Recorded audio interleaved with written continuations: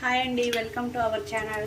నేను మీకు ఇప్పుడు చికెన్ గ్రేవీ కర్రీ చూపిస్తున్నాను. ఇది బిర్యానీలోకి, రైస్లోకి అన్నిటిలోకి బాగుంటుంది. ముందుగా ఇలా ఒక గిన్నె పెట్టేసుకుని ఆయిల్ పోసుకున్నాను.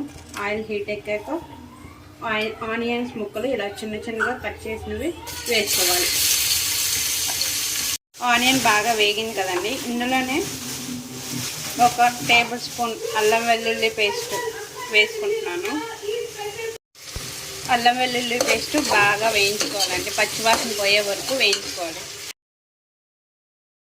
వెల్లుల్లి పేస్ట్ వేగిపోయిందండి. ఇప్పుడు దానిలో చికెన్ యాడ్ చేస్తున్నాను.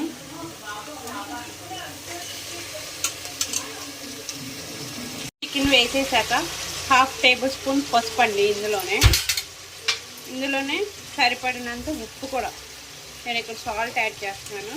సరిపడినంత ఉప్పు కూడా వేసేసుకోవాలి. చికెన్ కొంచెం బాయిల్ అయింది కదండి, ఇందులో కారం వేసుకుంటున్నాను. సరిపడినంత కారం.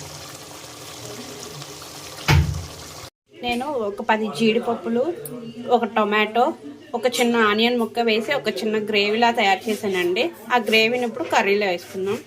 ఆ పేస్ట్ వేసుకుని కలుపుకోవాలండి. కలుపుకున్నాక ఒక హాఫ్ గ్లాస్ వాటర్ కూడా పోసుకుంటే కర్రీ రెడీ అయిపోతుంది. దీనిలోనే కొంచెం పొడి మసాలా కూడా యాడ్ చేస్తున్నానండి, హాఫ్ టీ స్పూన్ సరిపోద్ది. ఫైనల్గా కొత్తిమీర యాడ్ చేసుకుంటే సరిపోతుంది. కొత్తిమీర వేసి తిప్పుకోవడం అయిపోయిందండి. Chicken curry ready. Chicken gravy curry.